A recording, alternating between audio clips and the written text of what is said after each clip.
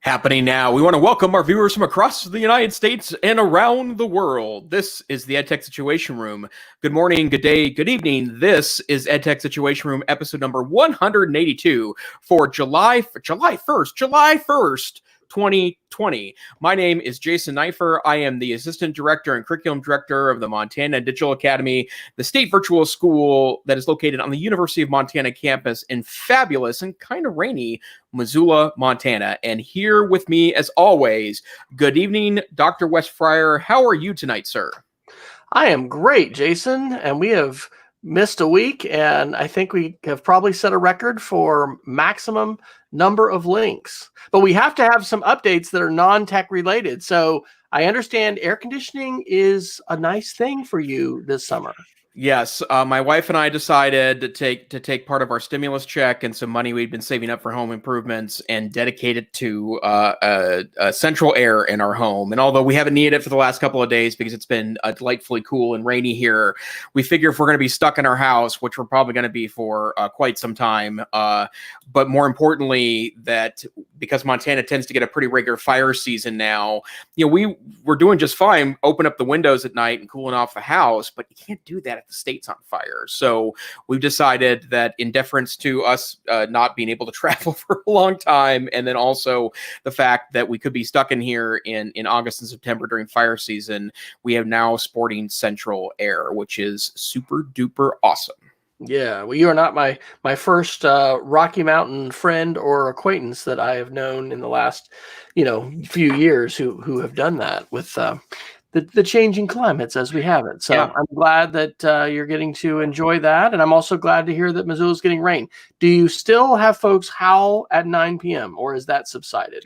Last week I think I heard an hour, like a really faint howl in the distance, but that has somewhat left. Although I have to say the bad news here is that Montana's trending upward again in COVID cases. So we had flattened the curve to zero. There was a 9-day period where we had no cases, and it's definitely trending upward here in the state. We've had, I think, 35 cases in Missoula County in the last 48 hours, which I think our original number when before we did the shutdown, I think we were a total of like 60, but we're definitely trending upward. We hit 1,000 cases in Montana. I think we're still in the bottom 4 in the United States when it comes to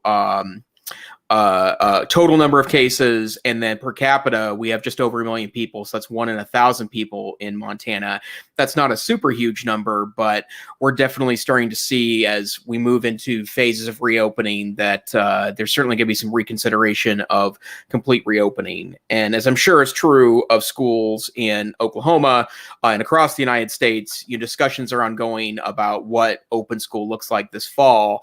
I think I mentioned a couple weeks ago that there were a couple schools in Montana that did open up at the end of the school year. In fact, the national media was portraying it as Montana had the first schools open. These were counties that had no cases, and were able to enforce pretty meaningful social distancing. So it was fine.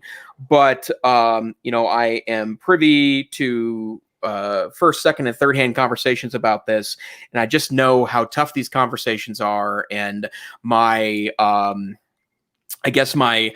thanks go out to the teachers, administrators, paraprofessionals, union leaders, everyone that's part of these discussions, and the extraordinary hours and time you're putting in, because I know the discussions are just incredibly weighty, and at the same time, I imagine a bit heart-wrenching, because what we all want to do is get back to normal so we can get back to the job of educating kids, which is why we do this stuff in the first place. Well, Peggy George is in our chat room, and she's reminding us that Arizona's trending up, and we have not known personally that many people who have tested positive. We did have a couple students part of a summer camp here in the last couple weeks, and then another student at our school who is on our street. We went on a walk today after lunch and talked to his mother, who just got tested and hasn't found out yet, but he only had symptoms for about 3 days. But it's hitting home. She knew somebody, actually, her sister, I think, is a doctor in Arizona. And what her sister had told her was that they only had either it was in their city or it sounded like it was the state, but they were 50 beds short of not having any more ICU beds. And so anyway, things, and that a risk to one state is potentially a risk to all of us. And so, yeah, it is a challenging time. And we've had a number of public schools, Oklahoma City Public, which is, one of the two largest in the state with 45 something thousand, I think, kids.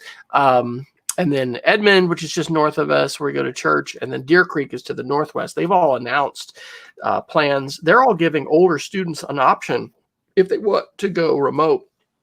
And they're not all uniform, but I've been involved in conversations, and we're about to, I think, next week have a town hall with all of our faculty and staff, and then town halls with parents at the end of the month. And so anyway, it is tough because we got to remain flexible. So on the good side, and we will get to our agenda tonight. I've had a chance to just be in some great professional development. I've got to write a blog post because the last 3 days, there's this group called the Malone Network, and it's out of Stanford. We're the only school in Oklahoma that is a partner to it. They do very advanced high school courses that you just can't offer at your school, probably no matter where you are, because they're so specialized. But they're a hybrid blend of face-to-face video conference and online, and then they open up their conference to any I don't know, I think it's just any teacher at the partner schools. Just fantastic. I mean, this has been for sure. Maybe the Moodle Moot or the Montana Moodle Moot will surpass even these experiences. But this has been the best virtual conference I've ever been a part of. A lot of it has to do with the people in the room. It hasn't been super complicated. We've had good topics. We've had great facilitators, but it's like I've been to Arizona where Peggy is, to some conferences that Tony Vincent put on, the Miami Device conferences. Sometimes when you just, you've got a lot of passionate and innovative people in the room, and also people willing to share, and telling about what worked, what didn't work. Man, there's some amazing things that have just come out for Google Meet. Anyway, I just found out this last 2 days. So it is a tough time. We are obviously wanting to get back to quote normal. Newsflash, that's not going to be happening in August. And so we need to continue honing our skills and continue collaborating and being connected educators and finding ways that we're going to be reaching our students and supporting our teachers and supporting wellness, as you, sir, have been a main advocate for. All those things are important. Yep. Let me make one other note about conferences. I'm actually probably going to attend a couple conferences that I would never be able to secure funding for, including a couple related to my initial passion, which is the teaching of social studies. Do look out for that, because my guess is that a lot of professional development dollars that were going to things like travel to professional development and conferences obviously is not getting spent. And I'm sure that there's no lack of competition in your district for dollars at this point, in light of the expenses that schools are facing to deal with a larger pandemic. But there are two conferences. There's just no scenario I would be able to attend otherwise. It's not enough, or it's not close enough to my day-to-day job. And, as a state agency, we are very careful to keep travel to a relative minimum and to the core of my job. But I am going to probably attend a conference in August and one in October, one in November. These are conferences that would cost me easily over $2,000 to go to and then attend, but one of them is $75 in August, and another one is $50 in October. So something to keep in mind, that if there is an upside, a lot of conferences are experimenting with virtual conferences, which obviously necessary in a lot of cases during this time, but that might be an opportunity for you to expose yourself to new voices, and that's something that I'm particularly interested in. That the last thing I want to end up in is a kind of ed echo chamber, because there are a lot of them that exist, and get out there, learn something new. Absolutely. Well, hey, we have done a little bit longer on our introductions, but we've missed each other. We haven't been together for 2 whole weeks, folks. It's been tough, but we've survived. So, Dr. Neiffer, in addition to pontificating about personal news, weather, and COVID-related issues, I heard a rumor that we were going to talk about some news. How does this thing work on EdTech Situation Room? Well, Wes and I collect links throughout our week of reading, and this week it's funny because when I was putting links in for today's show, I was thinking these are a lot of Wes-like links that I'm sharing this week, as opposed to I tend to be Define a on Wes-like link. well that are thinking about tech more philosophically than just devices, right? Like that are asking you to think deeper about the device, and they were very Wes-like links this week, and so and in fact I even found an article on CRISPR, and I thought, this is a Wes Fryer article if I've ever seen one. But all of our links are at edtechsr.com. I'm almost 100% sure we're not even going to come close to getting through the topics for this week. So if you're interested in what else was on our minds for this week, you can certainly go there and check out links. And then I'm sure that some of these topics will make it into next week's show because the good news is about this time, and maybe this is bad news according to the article I want to start off with tonight, that there's no shortage of news right now. So plenty of things to talk about. So Wes, if you don't mind, I want to start off with an article that I just found this morning. It was shared. It was trending on Twitter for a while this morning, and I happened to click on it early AM, and it blew my mind because it really relates to a lot of topics we've been talking about here on the podcast, but also some really deep feelings I've been feeling about media literacy, news. But this is from 10, which is a publication hosted on Medium. And this is by Eric Ravenscraft, who is a relatively prominent voice in tech journalism. And he wrote an article on June 28th called "Our Ability to Process Information is Reaching a Critical Limit." And really, really, really good. It basically comes down to that we are in an era where there is so much news available that we have endless choices to be able to acquire information, and that's creating a number of different, probably negative effects on our ability to truly find understanding, including the fact that people are purposely disengaging from news because it's too much. And in fact, the words "too much" have echoed in my head really a lot in the last, really 8 to 10 weeks, that as more happens and as we clearly have both systemic and long-term issues we need to deal with, while at the same time dealing with the acute issue of a pandemic, there's extraordinary things going on. But the second piece of this is that the sheer amount of news that exists means that oftentimes we aren't reading articles very deeply. We're not critically analyzing those articles very deeply. And then more importantly, because it's hard to find the difference between news and opinion sometimes. That line is blurry at best,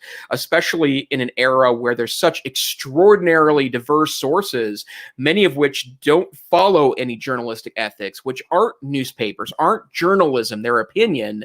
Then oftentimes anything that disagrees with our already closely held views is dismissed as fake or opinion news as opposed to fact. So I guess before I toss it over to you, Wes, this is something I've been thinking about personally for a very long time in context of myself, because as a little kid, I was a news junkie, right? Like I loved reading the newspaper. I loved watching news. It's part of the reason why I became a social studies teacher.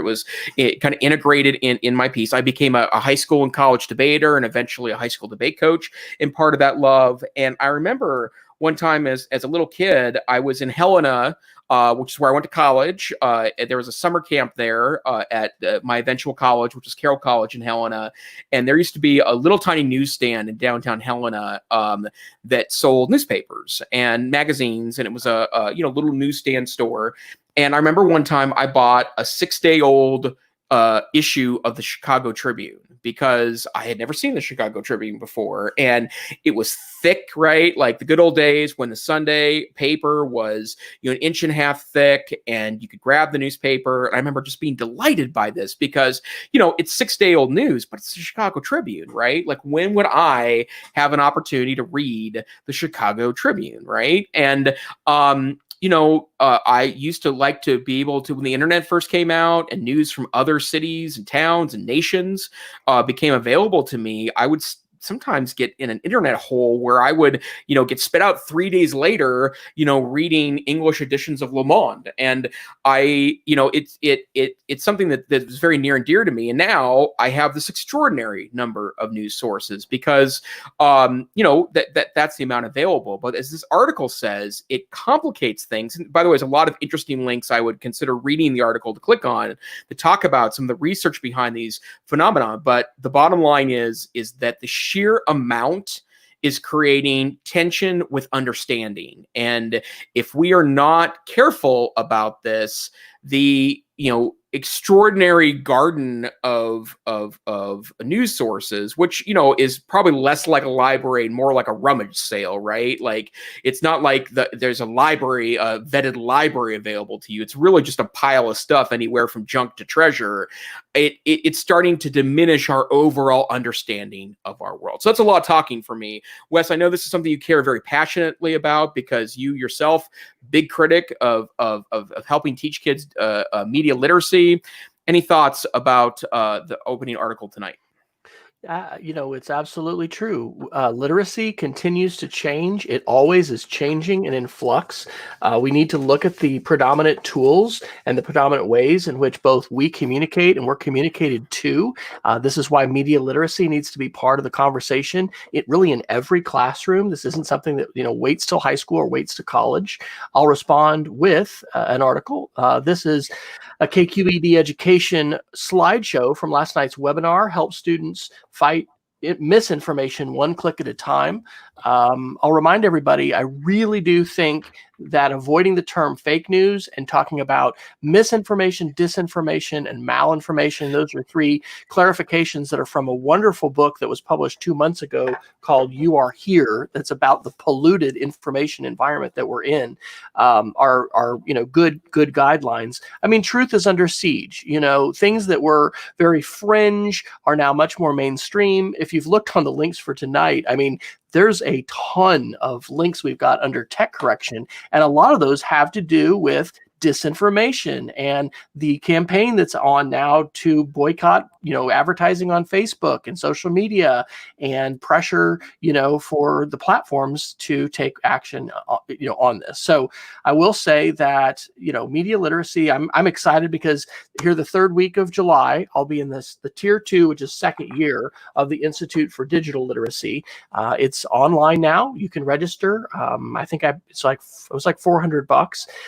But I'm not going to ISTE, right? My school was going to send me to ISTE to present. In fact, I would have presented today if, COVID hadn't happened. But I'm looking forward to that. And I think that these conversations, we fancy ourselves, I think, on probably a leading or bleeding edge of technology with some respect. Some of the things that we talk about a lot are not mainstream yet, but they are becoming mainstream. And so we all need better skills at filtering information. Hopefully we provide that for you. That's one of the things I love about the show and doing this and listening to other podcasts, because like all of us have an opportunity to ingest, even if it is headlines. And I agree, like, let's read the articles, let's dive into it and not just, hey, look at that headline. And I'm guilty of sometimes sharing a link that I have explored on a shallow basis rather than in depth, certainly. But we all need to develop those trusted voices. And I think at an earlier age, to your point, we need students to understand what an op-ed is and what a news source that is a mainstream media news source is, and then what's something else.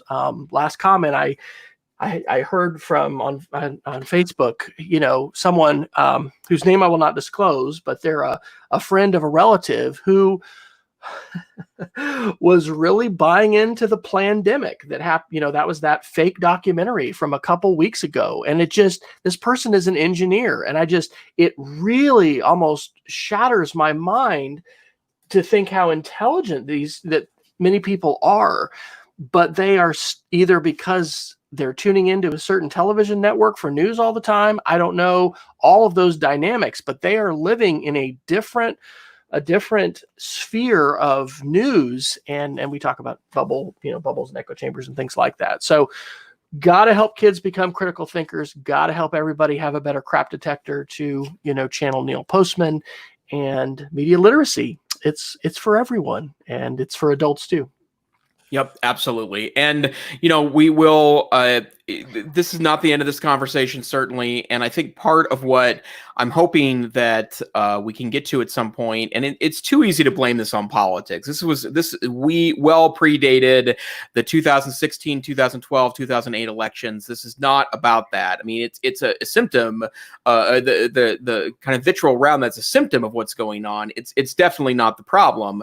But, I do think that part of the solution absolutely has to be education. And, I won't, this is not a show about this social education, social studies education, so I won't go down this rabbit hole tonight. But, there's been a lot of discussion in the last, 8 weeks or so about what isn't covered in history classes. And what's interesting about that discussion to me is that I also believe what isn't covered even in regular classrooms when it comes to social studies education skills, right? Like the Common Core, not the Common Core, the No Child Left Behindification of it. Common Core is a little bit of the issue here too, because there's not enough attention in my mind on social studies, but the No Child Left Behindification of our schools, which has meant that in a lot of K-5 classrooms, math and reading dominate, where science and social studies are oftentimes left out completely, because of the hyper focus on that side of the equation, mean that oftentimes our students enter high school and sometimes even college with dangerously low amounts of critical thinking skills as it relates to social studies and humanities. But that's neither here nor there. It's another symptom of a larger problem. So, Wes, is there anything else in the tech correction section you want to hit tonight? There's a lot of articles there. Absolutely. I just counted. We got 11 articles. So, and we'll talk about more than that, but we've got, tech correction, Chrome OS, Google, Microsoft, media, a little about Apple. We're going to have to talk about WWDC a little bit tonight, and, new silicone for Macs, privacy, CRISPR, media literacy, miscellaneous. So yes, oh my gosh. All right. Best article that I put in under tech correction is from Wired on June 17th. It's called Facebook Groups Are Destroying America. And you may think that is a hyperbolic, headline, but, reading the article, it really is making a strong case. Last presidential election, 2016, one of the things that happened, and this was occurring before, but certain advertisements were not public. They were only seen by certain folks. And at that time, Facebook didn't have a library of political ads. And we didn't even have, this movement like Twitter's blocked political ads. And we've got some different dynamics happening in part because of fear, right? By the platforms. They don't want to be regulated. They want to show that they're taking action. But the point about echo chambers, to tie that in, once groups, this is one of the arguments that the authors make, get to a certain size in Facebook, I mean, they're saying they shouldn't be private. They should be public. And we're having lots of different groups. We talked about this on the show now years ago about how, some of this, and it's not all Russia either. Let's not blame it all on politics. Let's not blame it all on Russia. But there is that, right? We had, and we still have groups in Russia and other organizations that are intentionally fomenting discontent in the United States, that are masquerading as, actors, individuals who, are engaging in politics here in the country, and they're actually, part of the Russian military or part of the Russian intelligence group agencies.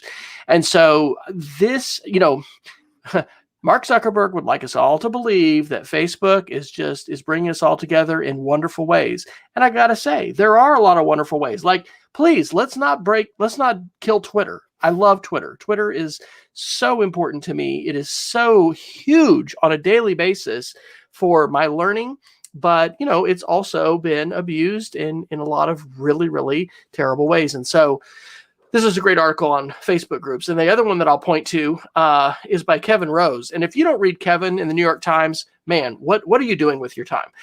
He has created this great podcast called Rabbit Hole, which I absolutely think should be mandatory listening for everyone on media literacy, putting together pieces of how social media and, YouTube specifically has been used for disinformation. I've got a link to a June 8th, 2019 article that he had called The Making of a YouTube Radical, as well as Rabbit Hole. But Wes, why are you, putting in a June 2019 article today on July 1st, 2020? Well, it's because we had some big bans. And so The Verge on June 29th reported that YouTube banned Stefan Molyneux, David Duke, Richard Spencer, and far more for hate speech. And Stefan Molyneux, who I may regret saying his name live because, of course, our words now are transcribed live on Facebook. And this is just the nature of media now, that things are being transcribed, so they're searchable, etc. Huge radicalizing voice for white supremacy and, Jews taking over the world, hate Jews, hate speech, or just that whole perspective and that whole worldview. In Rabbit Hole, which is Kevin Rose's podcast, he does an interview with a man who was radicalized through Molyneux's videos. And so this is good news that Facebook is taking action. Why, you might ask, Wes, is Facebook taking action? Well, we've got massive, campaigns going on. I think over 300 significant advertisers are pledged to stop their advertising, I think at least for a month. Engadget has an article, Advertisers Are Running from Facebook, What's Next? So I think we're seeing some good dynamics. We're seeing consumers, therefore companies, speak out, take action. Facebook has absolutely needed to get some of these bad actors off of their platform. Is it going to be a complete solution? No. Are these steps in the right direction? Definitely. Your thoughts, Dr. Neiffer? Well, I mean, it's funny. I can't remember who it was. It was someone in the Pacific Northwest education community, but this was 8-9 years ago, and he was talking about that he was running a graduate class for not classroom facing faculty at a university, and he made a very controversial move because he decided that he didn't want to bother to learn the LMS at his university, and he was running a graduate seminar, and he said, I don't have time to deal with this. I'm just going to create a Facebook group. And he did, and it was a private group, and he invited people into it. And luckily everyone in the class was on Facebook already, and he was able to run a pretty tight discussion board, and also interact and put people in groups and engage in discussion utilizing Facebook. And the reason why I that stuck in my mind at that time, because that's the point, right? Like all ed tech tools should be as easy as doing that, right? They should be able to, at a couple of clicks, create a community that is allows for thriving interaction with others. And we've heard a lot about the fact that the privacy of Facebook groups, and the fact that in a lot of cases there can be a conversation going on the platform with zero accountability to the larger public. And I don't know. I mean, the likelihood is you shut down Facebook, there's other platforms for this, right? But at the same time, Facebook can't go around talking about how important democracy is and talk about being the place where people share private data and information to interact with others, and then become a meeting location for people that don't share broad American values. And I think it's a key discussion that I think they're going to have to deal with. The virality potential of social media today, and the way in which it is weaponized, meaning that topics and links are artificially boosted by algorithms, by bots, by folks spending lots and lots of money to do this, and to get things from social media to move to mainstream media, and to basically hijack the news. We're in an era. I think I wrote a post about this a while back, called the tyranny of current events. Right. I remember when Columbine happened in 2001. It was in many ways sad that our first graders and kindergartners were scared that this thing had happened, that this horrible shooting had happened, in Colorado. And we just, in some ways, you think back to, an earlier day when current events were not a thing. But I'm glad that we have the technologies that we do. I think we live in a great day, but we live in a very challenging day. And I think that, we each need to contend with what we're going to do individually and how we might advocate. Peggy referenced a Kara Swisher post, which I haven't read yet, about leaving Facebook. I love using Facebook. I love being able to converse and engage with people about, usually not politics. It's usually more about food, but sometimes it is. And I have a really diverse group of folks that follow me, and sometimes it's been challenging, but we need to figure out how to talk with each other. We need to figure out, it's actually eye-opening in a good way sometimes to realize how different some people are seeing the world from us. Right. One of the things I think that, to me comes out of the Black Lives Matter movement and this moment is the need for us to listen to each other and to try to develop more empathy for each other, and to understand that the world that we see out of our eyes is we all do not see the same things, even if we're standing side by side. And I think that social media continues to have tremendous promise, but we do need platforms to take responsibility. Facebook has been horrifically guilty of literally being an agent of disastrous, violence and death in countries. Myanmar is one.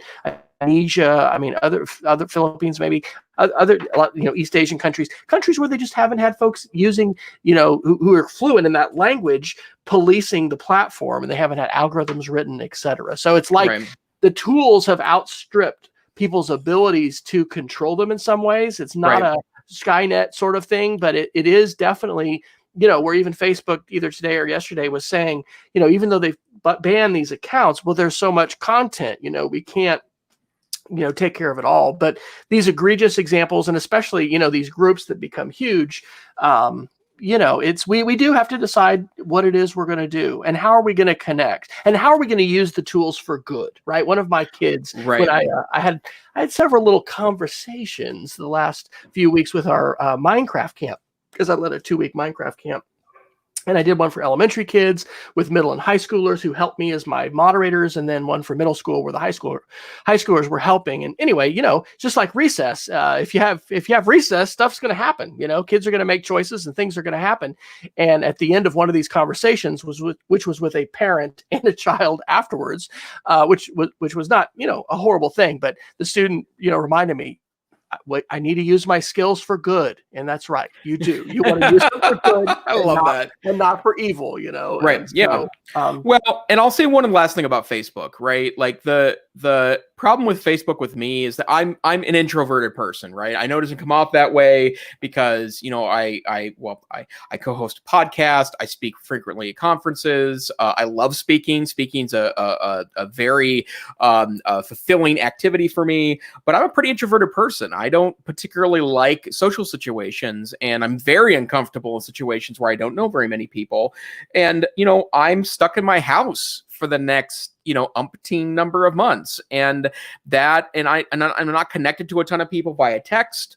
That's really been a lifeline for me to stay connected with family and friends during this time, right? And I generally don't talk about politics on Facebook, although I do have a couple of friends that are in academia that study history and politics, and being connected with them on Facebook has been amazing because I get commentary from a professor of political science pretty regularly that's really outstanding. But the bottom line is that that's been a real connection for me, although at the same time, I know that I can't start getting in arguments with people on Facebook. I can't take things offensively on Facebook because, to be honest, I could see where that personally would be a mental health challenge for me, right? Like it would eat at me in ways that I don't think are very healthy. But at the same time, Facebook and Instagram are really my connection with probably a couple hundred people, right? I stay connected to people. A lot of former students are good examples of this. The good they're doing in the world, I know about it. because of these social media platforms. So, I mean, the Facebook discussion will continue, but it's interesting because when we first started talking about this a couple of years ago, this was post the 2016 election, it just seemed like the Facebook wasn't really interested in changing their model. But I tell you, you cut the payment off, right? Which is what's happening right now with these boycotts. And there's been a number of local businesses in Missoula that have announced that they'll continue to announce things on Facebook, but they're going to cut off the advertising dollars. That is going to create some kind of change. Hopefully it's a change for the better, but we'll see, right? Absolutely. All right. Hey, can we talk about Apple a little bit?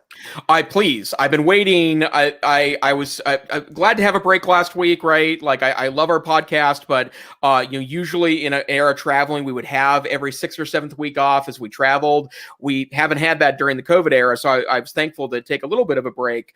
But I really wanted to hear your thoughts on the WWDC, a keynote. I'm not sure if we're calling it that, but the highly produced announcements that Apple put out last week.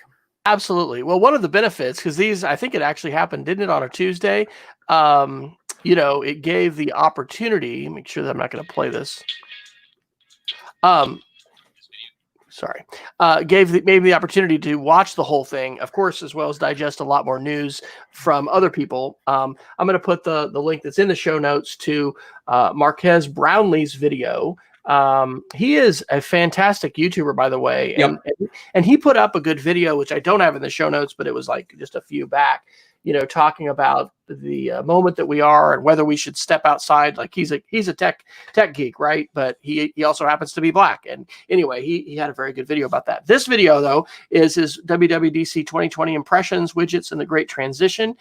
And as he points out, man, what a phenomenally produced video, right? If you want to take a look at, Apple has set the bar. Steve Jobs, back from the beginning, announcements of iPhone and other things. I think as far as keynote, the ways you use presentation, visually, just, so many different things that Apple has done well. It is a phenomenally produced video. Very visually engaging, moving from location to location, lots of different people. One of the biggest things, and I put this in as a separate link. This is kind of, it may seem like a small thing, but Apple's going to start letting us port Chrome extensions to Safari. We know that there are really positive benefits to the iPad OS, which is its own thing now, separate from regular iOS that you use on your phone, and full-blown Google Docs, not limiting you to just the app version. That's kind of a little disabled, handicapped version. Maybe that's the politically incorrect way to say that, but whatever. Anyway, it's really kind of a game changer. The biggest announcement, of course, there's all these different, they had to cover all their operating systems and all their platforms. The biggest thing is just like it was big when Apple moved from OS 9 to OS 10, and then they moved from the PowerPC processor and chip to the Intel processor, we're witnessing this again. And they say it's going to be a transition that's going to take about 2 years, but Apple is switching to its own silicone. And what that means is the same chips, and I'm running an iPhone, iPhone 8 here. If we got Rachel's phone, she's sporting the iPhone 11 Pro with the A13 Bionic, which is incredibly fast. But these chips are so fast now that they can actually, run full-on operating systems. One of the things that's going to mean is that you're going to get to natively run an iOS app right on your Mac. And a shout out, I don't have this one in the show notes yet, but I listen to periodically a podcast called Mac Power Users, and I'll put up a link to their Mac OS Big Sur episode, which I've only started. But they're predicting almost without doubt that we're going to see Apple bring touch to the Mac, and we're seeing the merging of these worlds. So just like it was a big thing, and people complained when Apple took the floppy disk away, right? Oh my gosh, they don't have any floppies in the iMac. And then they took the CD-ROM away. Apple is always looking to the future. And so part of how they're looking to the future is they're seeing the ways in which an ecosystem for computers that is much more secure, that has, and this is an interesting, there's still gatekeeping that happens within the Android world, but an app store based model where updates can be pushed out much more readily, and where the operating system itself is much more secure because it's been, designed from the ground up with much more security in mind. I mean, I'll say that I hope we're still going to have options to run ad blockers and things like that, right? I mean, there's things that when I turn on my Apple TV or I'm watching something on my phone, I'm like, oh man, I got to watch that ad.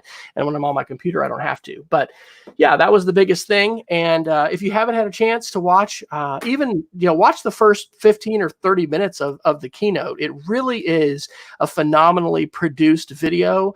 And there's a whole lot that they end up, talking about, of course, with all their different products. Last thing I'll say is this is significant because WWDC has been a big ticket event, and journalists will lament that they're not having this face-to-face experience, which is kind of the highlight of their year. I would never be able to go there. I mean, it just wouldn't be part of what I would do. This year, it's free for everybody, right? You could just download the WWDC the developer app, and then stream any of the sessions. And so another example of how COVID has changed things, and it has given us more information, more opportunities to have access. But what a phenomenal opportunity for folks to be able to have, that same kind of direct opportunity to hear from developers. And I guess I'll say one more thing. Apple does a great job of courting its developers. That's an interesting thing. When you look at the ways that the App Store and the ecosystems between Android and Apple are different, I think Apple does a good job of, frankly, waiting to adopt, certain kinds of features because, Android does that stuff faster. They kind of go to school on Android and try to do that as well or better, but they do a good job with their developer community. And so it's great. It was great to see. And, I think it was transformational in the way that it allowed even more people to be able to have access to all of that content. So, Dr. Neiffer, are you going to be looking for an Apple silicone device to add to your army? Because, folks, if you didn't know it, Dr. Neiffer could open probably a very significant computer museum, and not even like museum of old, but just the museum of today. So if you needed, some kind of secondary income, once you can socially mix, it could be the Neiffer, the Screen Fest of Missoula in the Neiffer home. I won't mention the early day iPods I've been refurbishing at home for fun the last couple of weeks that I think I mentioned several weeks ago. But I don't know if I'm going to go back to Apple, but I'll tell you, there are three things that were very interesting to me that kind of caught my eye. I watched the whole thing, and part of it is I like a good Apple show. I mean, no one's going to be as good of a speaker as Steve Jobs. He is epically one of the best sales pitch people that's ever existed in tech. But I think they may have actually stumbled onto something because it did feel maybe too produced, but it was highly produced and really well done and clean and clear. And you actually got a bit of a tour of the new Apple campus, which I thought was kind of cool, part of the presentation. But a couple things that I noted. The first one is that if Apple pulls it off, and spoiler alert, they will pull it off.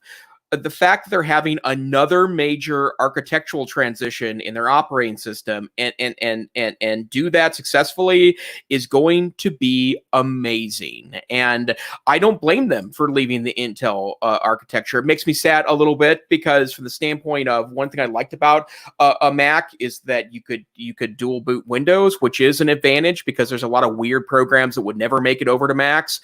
And by the way, that's something they didn't officially announce, but as part of the keynote, but as part of the sessions, they did note that Boot Camp, which was the software that allows the dual booting, would be depreciated. But all the early data suggest, and the demos they completed, and some of the workshops that were reported on from WWDC from developers, was that these chips are going to be shockingly fast, but just sip on batteries, which means that you could get a Mac MacBook Air that has a 25-hour battery, right? Remember, like the iPad, there's a lot of space to pour batteries inside of these laptops, and the CPU or the CPUs and motherboards inside of laptops are actually very small, especially in Apple devices. They're tiny, and there are some interesting things that this could introduce, but it could create ultimately a much better experience for those that are mobile warriors and need 10-15 hour battery life. The other thing, and I did put an article about this that goes into some detail here. I think Apple is reaching for the stars on privacy, and they always have been really more privacy focused than anyone else because, frankly, they don't need to sell your data for profit because they make a heck of a lot of profit on hardware. So they don't really need to monetize your data. But there was a really great article. It was from Inc.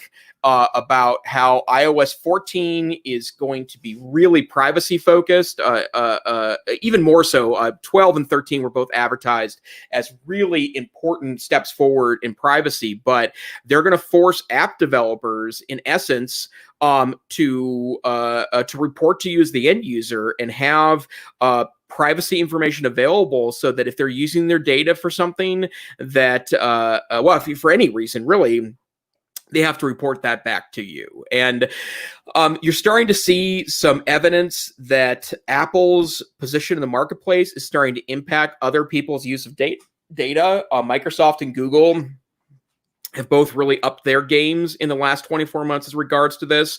I know the big announcement last week, and I can't remember if I put an article in here on this. I think I probably did, that Google location data is now by default not saved permanently and is deleted after X number of months or X number of years.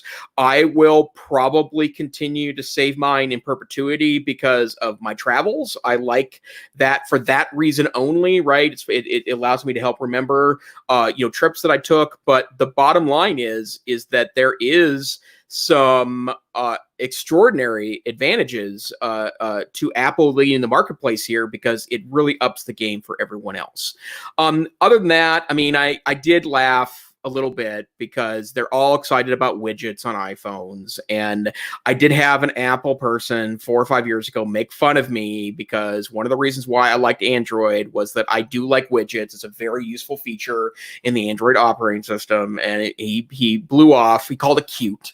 Right. And it's funny because no one has the right to brag about on the Apple versus Android piece about stealing, because both these operating systems regularly steal from each other, ignoring the first days and who might have invented what. Once they were both stable operating systems, every year a new feature pops up on one or the other that's borrowed from the other. So that's neither here nor there. But I thought overall it was a very compelling 2 hours. And, Apple's not the market leader in really anything, right?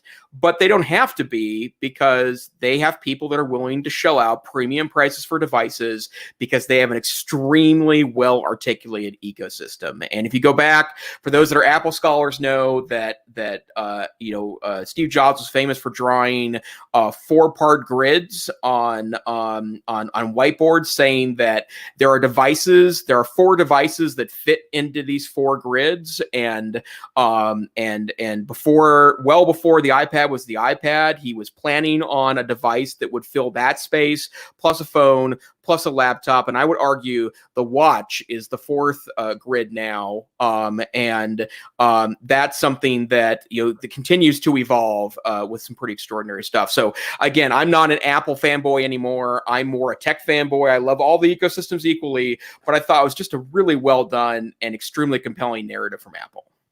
One more thought is that there are some vocabulary words that they mentioned that belie what you're talking about with privacy. Onboard machine learning, talking about where the data is stored. And I'm very glad for Apple to be pushing that. What's it called? Jumbo. There's this app I a couple months ago mentioned as a Geek of the Week, and I installed it on my iPad, and it goes into your Facebook and Google accounts and other things.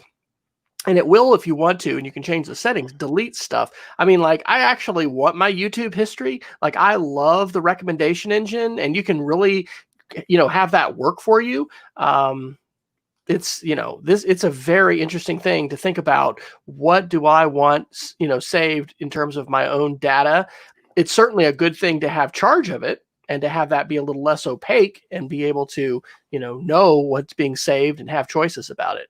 But anyway, yeah, it was good stuff. Let's talk a little bit about Microsoft. I'll let you, there was a little Minecraft announcement this last week. What's going on there? Well, the Minecraft team, remember, like many of Microsoft's greatest tools, Minecraft was a separate entity before they were purchased by Microsoft, and they've really gone all in on Minecraft for education. But they announced 2 days ago that Minecraft on Chromebooks is here, and they are going to, and I see that I put a weird link I picked up the direct one there to the Minecraft. Oh, okay. Sorry. That's okay. Yep. So that they were going to put Minecraft on Chromebooks. They're doing a beta test right now, and you can sign up for the beta to be able to do it. We actually reported on this podcast, this was probably a year and a half, 2 years ago, that when regular Minecraft was first available via an Android app download, that we talked about that. In fact, I bought it that night while I was on the show and was able to play with it. But the Education Edition, which offers a lot of features that are not in existence on the regular consumer version of Minecraft, was not available, but they are doing a beta test. They hope to roll it out this fall.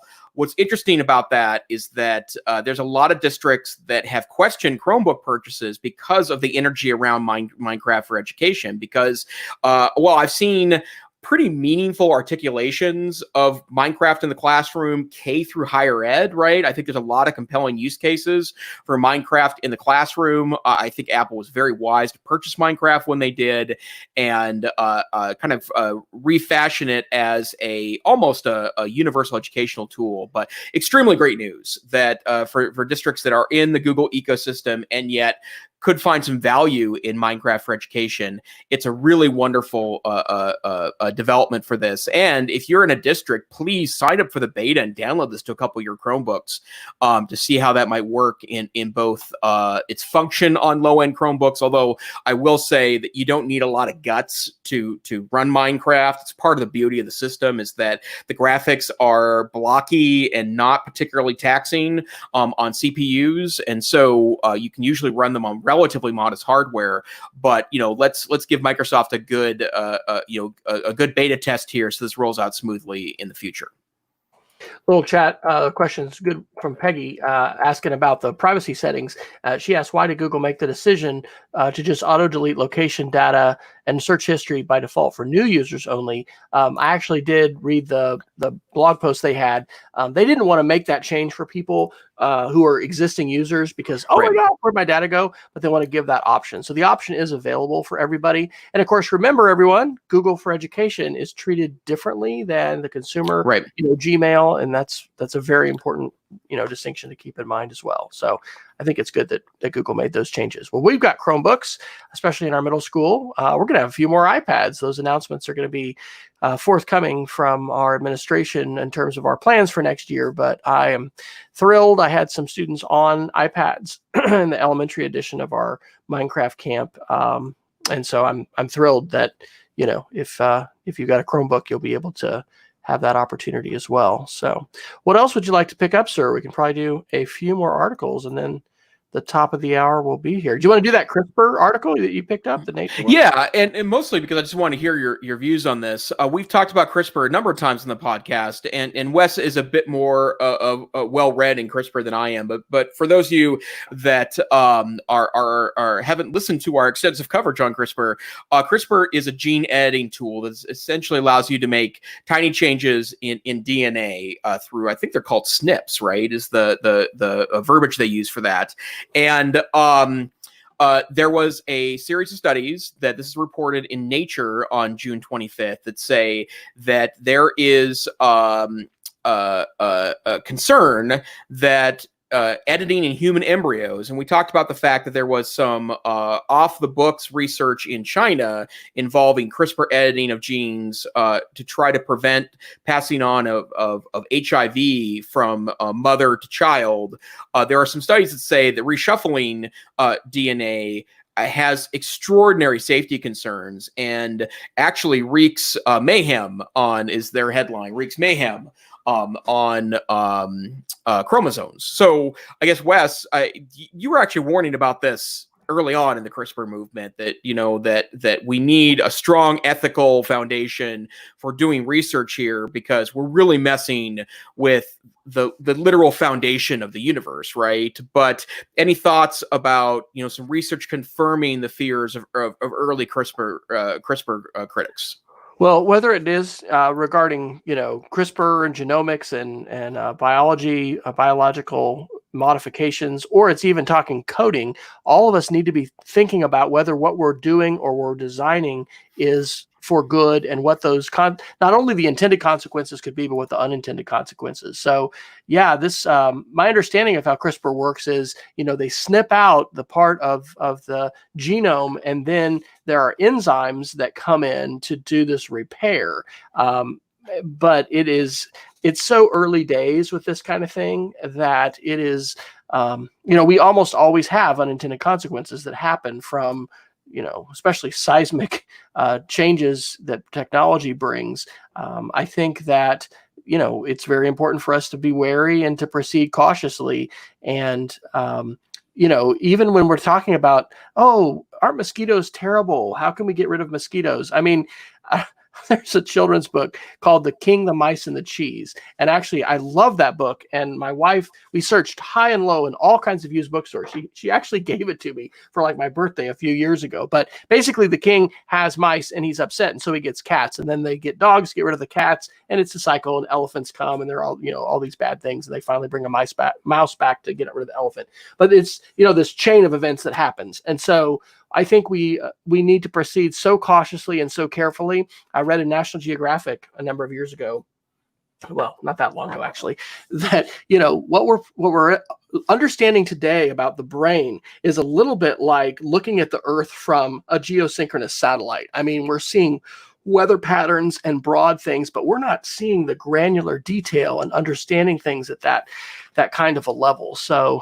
these technologies are phenomenally powerful, and we need to be cautious. And we also need to be talking about them in mainstream circles. We don't need to just relegate it to only the doctors, because, you know, artificial intelligence, genomics, gene editing, these kinds of issues have very, very important ethical implications. And so irrespective of where we might have come from or be today with regard to faith, you know, there's ethical issues that we can draw on different traditions to, you know, have a foundation for how we make those decisions. The bottom line is we need to make sure that we're not doing harm, and that we're, you know, using these incredible powers for good, and that we're also proceeding cautiously. And that's something, there's a book I'm looking at to maybe use in my Sunday school class next year. But the author's basically saying, you know, some people talk about inevitability. Oh, it's all inevitable. It's all going to happen. You know, China's going to do it. No, that's not how it works. I mean, we ban chemical weapons in the world for a reason. And, you know, there have been a few incidents, but by and large, I mean, governments and the agreements that we've made and the enforcement mechanisms we've put in place have been effective in preventing some of the horrors that were experienced by millions of people in World War I and World War II. And so we need to take a look at what kinds of regimes are needed, because this gets directly into technology as well. Drones, killer robots. I was teaching in Yukon public schools in 2013, 2015. There was a global, you know, United Nations convened conference on should we ban killer robots, and it sounded like something out of a science fiction, you know, movie or something. But I mean, it was a discussion happening 5 years ago. The stuff our son did in college and the kinds of things that he's potentially going to be doing, you know, he's working on the space station right now for a contractor. Yeah, it's real stuff. The technology is here today, and we need to be encouraging everybody to think about the ethics of this, not just the how do I do it, the technical side. So, well, it is 3 minutes after the hour, according to my clock, and we have probably, you know, covered a record minimum number of articles today. Wow. We're just gonna have to do it again next week, Jason. I think there's no getting around it. So yeah, book it. I think we need to. I mean, there are lots of other things. Some cool Chromebook news this week. There's some additional Microsoft and Apple things we could go over, and then there's a whole thing about privacy that I think could be a interesting thing to talk about. But we are not. We're not going to get to it this week. So next week on the EdTech Situation Room. So let's do our Geeks of the Week. What would you like to share, Dr. Fryer, as your Geek of the Week? Well, and I'm always, seeming to just go overboard because I just can't do one thing. Sometimes I do, but really quick, Google Classroom, draw or annotate on student work. How did I freaking miss this? Caught this in this MSON conference this week. Google Classroom, if you've got your iPad, so easy to open up a Google Doc and it lets you draw right on it and makes a PDF that it sends straight back to the kid. Wow. I have no idea how I've missed that. Maybe it's pretty new, but that's a link I got in there from Apple. Then this really great Google Meet tips and tricks by Kerry Lopez. Phenomenal. They've got an extension for meeting rooms now, which I think is one of the best features of Zoom that Google Meets has not had. And so there's a number of really fantastic extensions that I'm eager to try out. And the last thing, we've talked about the challenges of sharing a video over video conferencing. And one of the participants in a session yesterday mentioned Cast, K-A-S-T, and the Cast app, they advertise it as watch parties made easy. Anyway, it's evidently, a way that teachers have been having some success in sharing a video simultaneously with students who are working remotely. So Those would be my Geeks of the Week. And I got a quick Microsoft one. I don't really need this because, to be frank, I don't ever put anything in the trash. When I'm working on Windows or a Mac, I always keep a folder on my desktop called Working, and I literally don't empty it. Like, I just keep going, and I we'll throw it on the cloud since I have unlimited storage with my school account. And then, I never find a reason to throw documents away. But if you're on a Windows machine, there is some voodoo magic that you can utilize to undelete files. There's plenty of apps to do that, but Microsoft now has their own undelete app. And so if you throw something in the trash and empty the trash and you can't get to it, consider downloading Microsoft's app as opposed to one of the third-party ones. Of course, undelete isn't unlimited because as your computer recycles those spaces on the hard drive, it will probably overwrite the past file. But if you are ever in the need of something that undeletes, the native Microsoft Undelete app is available on the Microsoft Store. I thought that was an interesting piece, should you find that useful. Well, Wes, where can people find you on the internet? I am W. Fryer on Twitter, speedofcreativity.org. If you're interested in media literacy, I set up a new website, which is just a CNAME mapped Google site, which is medialiteracy.wesfryer.com.